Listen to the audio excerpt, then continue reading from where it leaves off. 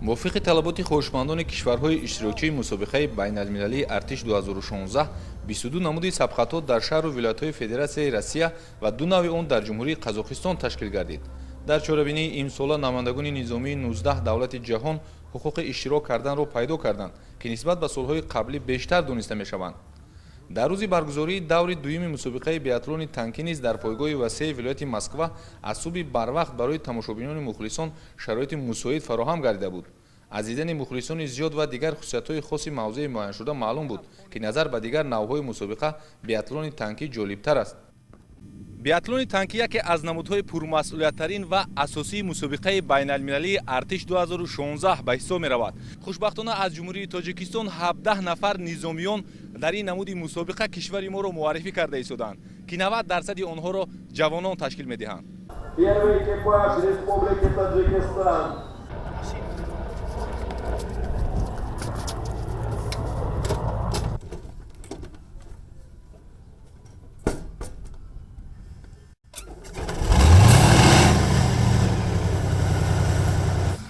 бо шунидани садои довар низомиёни тоҷик танкро ба ҳаракат дароварда то хати аввали маъра монеаҳоро бемамоният гузаштанд.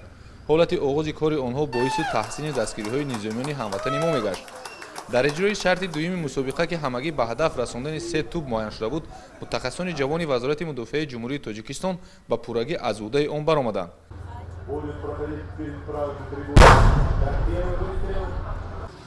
дар иштироки ҷамъи шартҳои мусобиқа мувофиқати назаррас нишон дода, онҳо ба даври сеюм, ки рӯзи 6 август баргузор мегардад, роҳхат гирифтанд.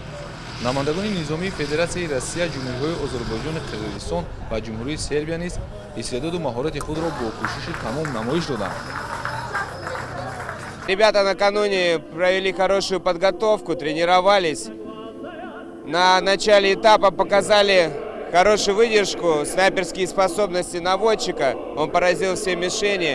Но я думаю, в третьем заезде мы покажем еще достойный результат, сильный, и пробьемся дальше в полуфинал. муваффақияти навбатии афсарони тоҷик бори дигар онҳоро ба касби пуршарафи худ, ки ин ҳам бошад ҳимояи марзу буми кишвар аст, дилгарм сохт.